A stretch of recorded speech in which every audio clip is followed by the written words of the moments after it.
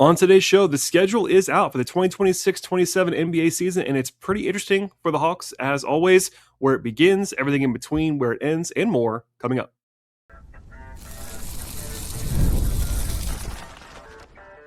You are Locked On Hawks, your daily Atlanta Hawks podcast. Part of the Locked On Podcast Network. Your team every day. Hello, friends. Welcome to episode 2299 of the Locked On Hawks podcast. I am your host, Brad Rowland, coming to you on a Thursday evening here in mid-August. It's our third show of the week, even here in the dog days of August, but it's a landmark on the NBA calendar to some degree. We don't know what it's going to be until closer to the day, but the NBA schedule is now out in full. And yes, it's kind of a sicko's holiday to some degree. Nothing happens, nothing changes. There's little things that we'll get into that do impact win probability and projections and all those things. But for the most part, it's a planning exercise. It's a reminder that NBA basketball is soon. And for people like me who cover the sport, and I know there's some sickos, season ticket holders, etc., it's a planning period as well. So less than 10 weeks from today, the Hawks will open with a game that counts. Feels like it's a long time from now. I understand that, but it's not that far away. Less than 2.5 months from now. Training camp is even well before that, of course. There's the exhibition slate for the Hawks, which has already been announced, that begins in early October. And overall, only 80 games were scheduled officially for the Hawks. That's the new nature of things with the NBA Cup and previously the in-season tournament before that. But rest assured, they will play 82. Might even be as many as 83 if they make the NBA Cup final. It's kind of an extra game. And things begin, as we'll dive in now, to basically with a pair of divisional road games against, honestly, just rivalry teams. At Orlando to begin the season on Wednesday, October 21st, then straight to Charlotte on March 23rd on a Friday before the home opener, which is the third game of the season overall, which is Saturday, October 24th against Houston. I will not go through every single game on the schedule. Don't have any fear about that, but that's where things begin. A couple of interesting road games and then a quality, difficult home game against Houston. Maybe some extra juice with a rivalry game right out of the gate. Orlando is one of Atlanta's biggest rivals, especially right now. Divisionally, they've been in races for the division title the last couple of years. Also, Jock Landale suffered that season-ending injury last year that was at the behest of Goga Batadze, who committed a dirty foul against him in his season. And then, by the way, hilariously, they have both of their games for the season against the Rockets in the first week of the season and never see them again. Because if you don't know this already, if you're new to the NBA, the Hawks are in the East, and they only play the teams in the West twice. One road, one home, and Houston's are game 3 and game 4 of the season. Obviously, there's some quirks along the way. All that said, at the end of the schedule, it is Cleveland on the road in the finale on Sunday, April 11th. That'll be game 82. And everything in between is pretty interesting. So I will say this, the biggest change, honestly, practically, that was announced today that I was unaware of until today, is that the majority of Hawks games are going to start at home, are going to start at 7 p.m. Eastern time. And that's the first time that's happened since the 2010-2011 season, so 15 plus years ago. I was just starting to cover the team on a very, very small basis back then. It's been a long time. The Hawks have been playing the majority of their home games at 7:30 p.m. for a long time. And they tried an 8 o'clock start one year, a decade plus ago. It did not go well at all. They tried to get people in the arena earlier. It wasn't effective, so they changed that midstream. But 7 o'clock is very early. Obviously, Atlanta traffic is going to be a point of discussion. It's not really what this podcast is about.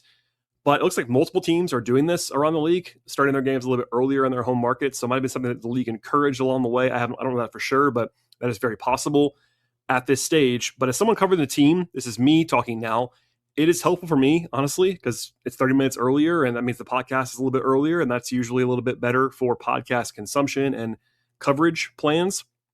I would say the biggest thing is that it's good for international fans. I know there are lots of those who listen to this podcast, which I definitely appreciate, but a little bit earlier for them. It will be harder for some people to get to the arena for tip-offs. Atlanta traffic, as a 35-year resident of the city, it's nothing to fool around with. So there's always been a stigma around Hawks fans arriving late to games. This will not help that, I'm sure, but they've done something to study this, I'm sure, and maybe we'll hear something from Steve Koonin along the way, but this is going to be an earlier start. And the last thing I will say on that is that my good friend Kevin Chenard of ATL129, Hawks.com, is going to hate this. Kevin is nocturnal, and he wants every game to start at 10 o'clock p.m., so sorry to Kevin. I like this as a practical matter. You can certainly debate it. I've seen people go pro and con about this. I understand why, but that is a major change that's not like hugely impactful on the court, but notable anyway for fans. Basketball-wise, the schedule is what it is. We'll get into more of the details in a second, but there are only small things that can change along the way. I will say it's always better, in my mind, to not have a terribly difficult start to the schedule. And this year, the Hawks don't have an impossible start by any means. They don't play a team that I would put in the title contender discussion until their 15th game of the year, which is in OKC. But also, the first 6 games are not easy. There's nothing easy about them. In fact, at Orlando, at Charlotte, Houston, home and home, and then home for Miami and home for Cleveland. None of those are impossible to win, but there's no gimmies there. I mean, along the way, you might want to have an easy one early. Doesn't really happen. But after that, a more favorable stretch when they have New Orleans, Indiana, Washington twice, Brooklyn, the Lakers, the Bulls, and the Bucks after that. So in the first 14 games, they'll be favored in a handful for sure. A lot of those will be neutral. Nothing is terribly difficult out of the outset. Now, the end of the season is pretty nasty, honestly. There's been a lot of discussion about this on this podcast, other places, about how tanking should be far lessened with the lottery reform. But even if it wasn't, like last year's schedule, we can all admit that last year's run at the end of the season from the Hawks was at least somewhat aided by a soft schedule. This time around, the last 7 games of the season are Minnesota, the Clippers, who are not going to be very good this year, to be fair, but then at Toronto, at Philly, the Knicks, the Celtics, and then at Cleveland. So 6 of the last 7 games are very difficult, including some nasty road games. So the Hawks, if they're in a playoff race or in a division race, will have to end strong against teams that are pretty good down the stretch. National TV is always a talking point. I think for me, a little bit less than other people, but the Hawks have currently 10 national TV appearances scheduled. 3 on NBC and Peacock, 3 on Prime, 2 on Peacock exclusive, and then 2 on ESPN. And the currently thing as part of this is because this always happens, but the league just announced this openly now. They can always change this. In fact, so the Hawks have 10 this year. Last year, the Hawks had 13, but that actually got cut down during the season. They lost a few along the way after the Trae Young injury, and they had that swoon in the middle of the season. They lost some games nationally. So 10 is lower than last year. That's fair. They're right in the middle of the league, basically. There are 13 teams that have fewer than the Hawks and 16 teams that have more than the Hawks. So they're almost right in the middle. That's bothersome to some. I get why that is. They don't really, Jalen Johnson is a great player. He isn't like that hugely famous household name just yet. That's part of this too. And the crazy thing about this, in my view, is that all 10 of the national games are after the halfway point of the season. All 10. So 10 of the last 40 are national TV games, but none of the first 42, 43, 44 are. MLK Day is the first national game for the Hawks this year, which is a long time from now. That's a big one. We'll come back to that in a second. 3 of the 10 are against the Knicks, unsurprisingly, the reigning champions who the Hawks played in the first round last year. And they also played Toronto on national TV, Cleveland, Minnesota, and Orlando. And honestly, I barely count the Peacock-only games on this, but they do count against the league schedule. So they're against Miami and Dallas. That is the 10 on paper. I am going to talk about in a second the national landscape compared to the local landscape, but I wanted to say the big matchup, if you were to pick one, it got announced after my last episode on Wednesday afternoon, is MLK Day. So the Hawks usually have a game at home on that slot. This time around, it is literally their biggest high priority game of the season on paper. They'll be hosting the Sixers. And Philadelphia has, of course, LeBron James, plus Maxey, Embiid, Jaylen Brown, BJ Edgecombe, etc. They are the buzzy team this year in the league. It's a 2:30 game as well at home for the Hawks. And it's a spotlight national game on big NBC. That's a big stage for this Hawks team. The Hawks always play on MLK Day. They've played on MLK Day 28 consecutive years, and they should. They are one of the teams that should play on MLK Day every single year. In fact, that streak of 28 years in a row is tied for the longest streak ever by any team on that holiday. Unfortunately, not all of those are at home, including 2 years ago or 3 years ago. I think I remember what it was, but people were very upset. They played a road game a couple years ago. Didn't go over well at all. They should always play at home on that day, and this time they are. And it's a huge, it's arguably the biggest slot that day, or at least one of the 2 biggest slots that day nationally. So, and LeBron's in town on MLK Day. That'll be a fun one nationally to buzz about. And the Hawks are 20-10 overall at home on MLK Day. So does that matter for this year? No, but it will be a spotlight appearance, and that was announced a little bit earlier than the rest of the schedule. But if you were to say, hey, what is the buzziest game on the schedule? That's it. And it's a day where the Hawks, A, have a national TV platform, but also B, are playing in the slot on the day that they should always be playing in their home building. And they are. So there's that. All right. In a second, I'll talk about the local TV angle of all of this, plus the holidays, the West Coast trips, the homestands, the road trips, NBA Cup, all that fun stuff. We'll get into all of that and more in just one moment.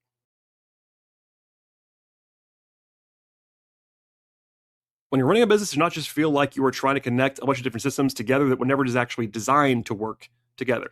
One app for accounting, perhaps, the one for inventory, one for sales, and somehow none of them actually talk to each other directly, but that is where Odoo comes in.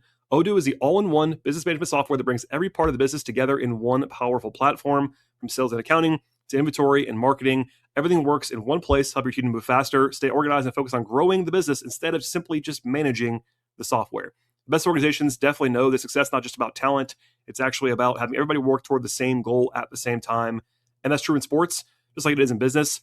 One thing that stands out to me about the sports world is that the best organizations get everyone pulling in the same direction. It's not just one great player or one great coach, executive, staffer, owner even. It's a coordinated effort across the entire organization to make things successful. Great organizations win because operations matter. And that's why you should get Odoo right now. Try for free today at odoo.com/lockedon. That's ODOO for Odoo. That's odoo.com/lockedon. Thank you, as always, for joining us on Locked on Hawks today and making us your first listen each and every day. Check out the podcast, subscribe to the show on Apple, on Spotify, on YouTube, etc. Tell your friends, and I appreciate you being here as always. And we'll dive back in now to the schedule breakdown. And look, there's always a focus on the national TV landscape when the schedule comes out. That's very natural. But folks have actually asked today about the local situation around the Hawks. So a reminder on that real quick. This came out in mid-July, so people are probably on vacation or maybe locked into summer league or whatever. First, you have, of course, had the collapse of the regional network the Hawks were formerly broadcast on, FanDuel Sports Network. Before that, it was Bally, Fox Sports South, et cetera, et cetera. The parent company went kaboom, and a change was needed. So the Hawks announced about a month ago they're going to be going with a free linear over-the-air broadcast and partner with Gray Media for this season. All the non-national games for the Hawks will be on WANF, which is Atlanta News First in the city, and Peachtree Sports Network, meaning every game will be broadcast for free over the air. People that are younger don't really know this, what this means, but you have an antenna, hook it up, watch the games for free. It's also on Xfinity, Spectrum, DirecTV, Dish Network, YouTube TV, DirecTV Stream, and Fubo. Also, out-of-market stuff won't change. League Pass is still available, so if you're out of the market, you're fine. First time in a long time, like 30 plus years, the Hawks actually have a full season over the air partner. So if you're looking for the Hawks locally, non-national games, that is where you'll find them. And that is going to be like 70 of the games this season. That'll be the one place to find them locally. It would be Gray Media, which is Atlanta News First, and Peachtree Sports Network. All right, diving back in. Talked about MLK Day already. There are some other holiday games. That one's the biggest spotlight. If you are a longtime Hawks fan, you might be surprised by this at all. The Hawks are not playing on Christmas, nor would they expect it to be right now. Maybe in a year or two, if they prove themselves to be quite there. But they play on Halloween night in New Orleans. They play on New Year's Eve in the afternoon against Milwaukee. They play on Valentine's Day, a 1 p.m. home game against the Kings on a Sunday. Valentine's Day, by the way, is also Super Bowl Sunday this year, which is kind of wild. That explains the earlier start on that one. And that should be it for like the actual holidays that I'm aware of. But there you go. West Coast trips are always a thing to mark because they're tough for East Coast teams like the Hawks. There's always two of them. There are this year as well. I think they're generally catching a break this year. The first one comes at the end of the NBA Cup break in December. We'll see what happens before that. If the Hawks lose early in the Cup, they will have 2 games filled in there, so I don't know what that's going to look like. But after that, they go to Portland, Phoenix, and Denver with no back-to-backs. That's a really, really good slate, honestly. Because going to Denver is always hard with the altitude and the opponent.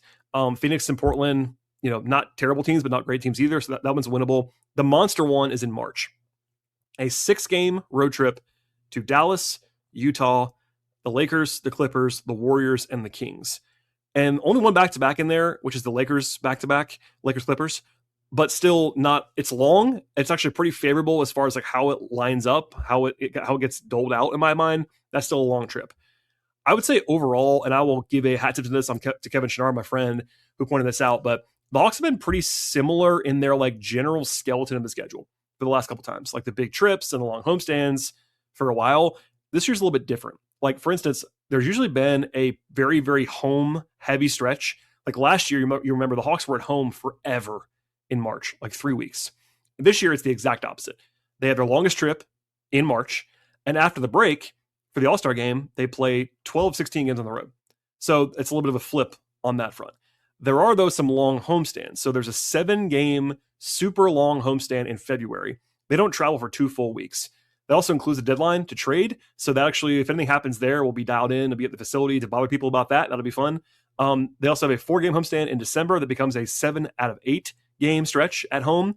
The Hawks have to absolutely love that, by the way. 7 of 8 games at home, all in the holiday quarter between December 19th and January 2nd. Steve Koonin definitely loves that. They will sell some more tickets, but people be in town, all that fun stuff. And then they have a 5-game homestand in January around the MLK Day game against the Sixers.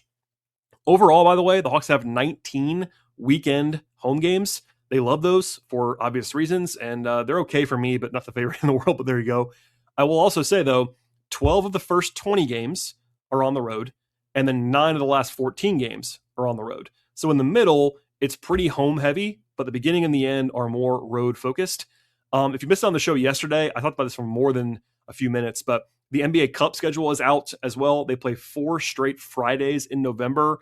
It's Washington, then Chicago, then Charlotte, then Boston. Listen to the show from yesterday for more on that. But the debut, by the way, is Trae Young's return to Atlanta. That'll be fun. Also, a quirk here, there are actually no baseball-style series this year. There usually are. What I mean by that is the last couple of years, they tried these like homes where like a team will go into a city for 3 days and play 2 games. And that's not happening this year at all, either on the road or at home. They do have 2 close road trips. There's a back-to-back in LA, and then they have a Warriors-Kings stretch in the Bay Area. But the first time in a few years, they have no back-to-backs or baseball-style series. They do have 10 afternoon games this year. That is far more than usual. 8 of them are weekend home afternoon games. That's kind of crazy. That's a lot of home games in the afternoons. One of those is at MLK Day, which is a holiday, of course, but still, the Hawks generally like those from what I hear on the business side to get young fans in there. And they're great for me, honestly, because they allow me to not record so late at night. So that's a huge win for me. On the flip side, there are lots of late games this year, as there almost always are. 5 games that begin at 10 p.m. or later. Only one of them, though, is in the first 70 games of the season. They play on December 12th in Portland. Then, in March, the Hawks have 4 consecutive games at 10 p.m. or later during their West Coast trip. I will need all the coffee in all the world in that stretch. They do have 5 more games that are either 9 p.m. or 9:30 p.m., so 10 games that I would call on the later side. On the more on-court front now, back-to-backs. So they have 14 sets of back-to-backs this year. 5 of them are home, which are the easiest ones, then 4 home roads, 2 road homes, and 3 road back-to-backs. That's right in the middle. No team has more than 16 or fewer than 13. So the Hawks are right in line with the typical back-to-backs, maybe a little bit lighter because they have the extra homes compared to others. That is a positive sign, generally speaking, for how things might be going in the future. The other thing that actually really impacts the schedule to probably more of a degree than anything else can right now. Again, this is everyone plays the same teams every year to some degree, but the one change is you only play a handful of teams in the Eastern Conference 4 times. The rest you play 3 times, and that can actually change the quality of your schedule. So this year, the Hawks play these teams only 3 times in the East: Detroit, Philadelphia, Boston, Toronto, Milwaukee, and Brooklyn. That means they have the following teams 4 times. They have their division opponents, which are always 4 times: Orlando, Miami, Charlotte, Washington. Then they also play New York, Cleveland, Chicago, and Indiana 4 times. So not a huge swing either way. They have some bad teams and some good teams on this list. Obviously, you'd rather play Milwaukee and Brooklyn 4 times if you could, but you also don't mind missing Detroit, Philly, Boston, Toronto, because Toronto killed the Hawks last year, for the record. That's part of that. So pretty even on that front, nothing crazy in there. I do want to go through some notable matchups in a moment, and we'll probably end the show with that, generally speaking. But on the big marquee stuff that we can kind of know about right now, the travel things, the Hawks are generally in the middle. There is a great site that I have not seen update just yet because I'm trying to record this podcast as early as possible. It's called Positive Residual. I might go through and find that data later on, maybe next week if it hasn't come out yet, to kind of talk about like the road traveled, kind of the quality of some of the travel stuff and the mileage and the days and all that stuff. That's above my pay grade on my own. But for the most part, from what I can see so far and the data and the tools that I have, it's a totally fine schedule. Nothing's crazy about it. Nothing is like there's some differences than usual with a long road trip later and the long homestand earlier and all that fun stuff. But for the most part, it's a schedule. In a second, I will get into some marquee dates, notable matchups, and then answer a question or two from the mailbag on the schedule. We'll get into all that and more in just one moment.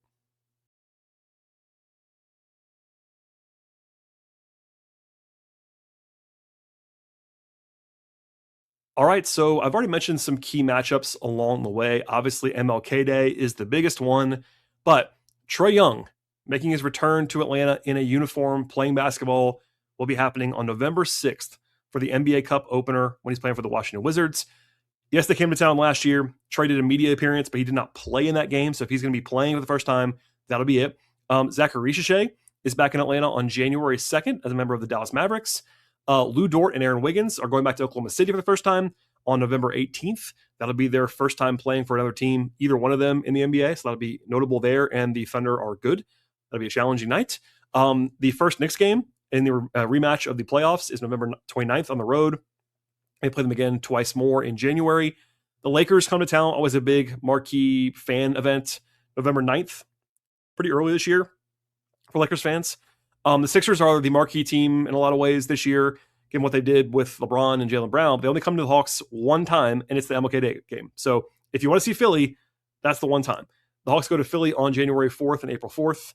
That'll be interesting as well. The Pelicans and Bucks are of note because of the draft factors for the Hawks. Atlanta is in New Orleans on Halloween, and then they're at home against February 10th, and then they play the Bucks twice on the road and once at home. That's kind of the general, like, high-level, obvious stuff to hit on. Question from actually Izzy named, a listener named Izzy asked what the 10 most interesting games of the season are, and then another listener named Anthony asked for the 5 best home games. So I'm going to do a little bit of both here and go through my top 10 and go 5 home and 5 road. Again, this is subjective. This is most interesting, and there's some close calls here. Obviously, I've had it scheduled for an hour, so don't overweight this too much. But my answer would be the 5 most interesting home games in order. I would put Trae's return on there, honestly, because if Washington was supposed to be terrible like they have been for the last few years, I wouldn't say that, but they're actually supposed to be decent this year. And by the way, it's early in the season, so you probably get the best version of Anthony Davis maybe at that point in time, and Trae, and it'll be buzzing the atmosphere there, and NBA Cup, that's got to be on there. I would say Sunday, January 10th against the Spurs. That's the one visit for the year from Wembanyama and company, and obviously Wemby is worth the price of admission by himself. That's an afternoon game on a Sunday. That'll be a prime viewing experience. MLK Day has to be on there. Honestly, it's very obvious, but when you throw it on, I have that on there most of the time. Like, I love that scene in Atlanta on MLK Day. The choir intros, always a great crowd, and it's, again, the only trip to Atlanta for LeBron, Maxey, Brown, Embiid, etc. I would say February 7th against Denver would be on the list for me. Their one and only trip. Jokic is must-see TV for me. Also a Sunday afternoon game as well. And then April 6th against New York. That's game 80, but it's prime time, NBC, not a back-to-back, so you should get the best version of the Knicks and obviously some real buzz given the quality of the fan base that comes into town and all that fun stuff. So that'll be a fun one for me. The 5 ones I'd go to on the road. I would honestly say the opener in Orlando. Granted, it's the opener, it's kind of cheating, but Orlando's a rivalry. The Hawks don't like the Magic and vice versa. They're comfortable teams, and they'll both be probably healthy-ish, flying around. If the first game that counts, like, got to be on the list for me. I would say at OKC on November 18th. The Thunder, I think, are the best team in the league still, probably on paper. But Dort and Wiggins going back to OKC, get to watch Shea. Measuring stick game, obviously that one's going to be a lot of fun. I would say November 27th at Boston, which is the NBA Cup group play finale. That could very well decide if the Hawks advance or not in the Cup. Plus, Boston's a rivalry game. It's a Friday night game. Great crowd, I'm sure. Fun one there. January 28th in New York at MSG, national TV game, not a back-to-back. They go from Miami to Detroit to New York, so it'll be interesting to see where the Hawks are at the end of that little road jaunt in late January. And then my late season game would be March 6th in Cleveland. It's a Saturday, 5:30 p.m. start time, so post-football, kind of a prime window there, a good team to face off against that the Hawks are, I think, competing directly with. So that's kind of arbitrary selection. There are lots of choices here that I'm interested in. Like, it's kind of depends on what you want. If you want to go watch the Pacers, you can. If you want to go watch, the Pistons or whichever team you like most in the Eastern Conference, it's there for you. But those are my picks for my top 10, 5 road and 5 home. Question from Murray, who says, is there a multi-game road trip that would be good for a fan from Atlanta? I've been wanting to, quote unquote, follow the team around at some point. My most fun on paper here would be the 4-game and 6-day trip in California, I think, in March. Obviously, that's post-football. It's tough to do the entire road trip, which is Dallas and Utah first, but you could reasonably, obviously it won't be cheap because nothing is cheap these days, but a back-to-back in LA, then a day off, and then 2 and 3 against the Kings and Warriors. That'd be what I would do. You might want to fly in between, but you could drive it if you wanted to on the off day. 4 games in the same state in 6 days, not too bad. Other than that, if you want to see road wins, I think a Chicago-Milwaukee trip in mid-November would be both good and convenient. It's a road trip on the weekend. I might go to that one, honestly, because Milwaukee is only like 2 hours away from Chicago. Very manageable trip there. And then probably the most high-profile one would be Boston and New York on Thanksgiving weekend. You got Boston Friday, New York Sunday. You can kind of take a train between the two or whatever. That would be a really, really fun one, and a couple of really good opponents and buzz and all that fun stuff as well. All right, last question, I think, yes, from Carl, who says, I attend roughly 35 games per season at SFA. Before I go through and check the dates that I know I just can't attend, what game or games would you say would be the best to skip if I could choose to skip them? So I always have this question from somebody. It's always funny. The annual worst home games question. I love it. I save it for the end because it's not one that's terribly important once you have some tickets, but it's fun. These are my options in chronological order. I would say Brooklyn on Saturday, November 7th would be on my list. Multiple reasons why. It's the second night of a back-to-back. Always scary. The Nets are not particularly interesting to me or anybody else. Look, I'm a sicko. I'll be there covering the game, so I'm not saying to skip it for sure, but it'll be on the list for me. I would say Chicago or Milwaukee at home the week after Christmas. If you wanted to go out of town for some holiday travel, there are 2 teams that are not going to be very good, and they're coming into town on December 29th and New Year's Eve. Those are not exactly high-profile spots. I know the Bulls have a lot of fans, but there's that. That would have to be on the list somewhere. Later on, chronologically, I would say, look, Valentine's Day against the Kings. I will love being there. It's a 1:00 start on Super Bowl Sunday. That is true sicko stuff. I'll enjoy that. It might be a kid's day or whatever, but maybe you want to get the Super Bowl party started early and miss that one. The Kings are going to be bad again, I think, and not interesting. It's a Sunday afternoon. If you want to skip that one, you probably can. And then I would say if you want to have one later in the year, either March 3rd against the Bulls or March 4th against Memphis. It's a back-to-back at home, so maybe you get less than a full squad on one of those nights. The Bulls are going to be pretty bad. Memphis could be pretty good, actually, if they stay healthy, and I like watching Cam Boozer, but it's a home back-to-back in the middle of the week in March. Like, you might want to, and March is kind of the dog days, so if you were picking a game to skip, one of those wouldn't be a bad idea. It's hard to pick one. I'd probably go with Chicago, but it is what it is on that front. So, again, it's personal preference. Maybe if you hate a particular opponent, or you want to, Charlotte comes twice every year, for example. Maybe that's one to, if you don't want to see the same team over and over again, they come twice, as does Washington, although there's more intrigue with Washington this year because of Trey. There are teams that have smaller fan bases. Like if Portland comes to town, you don't care about them. I get it. It's a Wednesday night game. There's a back-to-back. Miami comes twice if you don't want to watch them necessarily. Brooklyn comes again in March if you want to miss them for a second time. So it's variable. I love this day. It's fun for me to get out my Delta app, honestly, and start looking at flights and stuff to try to figure out some road games to cover. I don't go to every road game. I wish I could because no one pays for me to go. But if someone wants to pay for me to go, I'm happy to. I'm kidding. But I will be on some road games, and I will be at almost every home game, as I always am on the podcast with fresh content after every game. So if you're new to the podcast, hopefully this found you and you enjoyed it, and we'll have more to come at the very latest. Coming up next week, we'll get back in the saddle with, at least, as I pledged to everyone listening to the podcast, multiple episodes every single week, all the way through the doldrums in August, September, and then we'll ramp back up to our usual 5-ish per week when the season begins. So, all right, everybody, that's all I have on the scheduled release episode of the podcast. Please subscribe to Locked On Hawks anywhere you find your podcast: Apple, Spotify, YouTube, etc. Follow the show on X/Twitter, Locked On Hawks. Follow me there at BT Rowland. Follow me on Blue Sky, BT Rowland. Follow my non-podcast coverage of the Hawks at patreon.com/BT Rowland. All right, everybody, that's all I have. Stay tuned, and we'll see you all next time.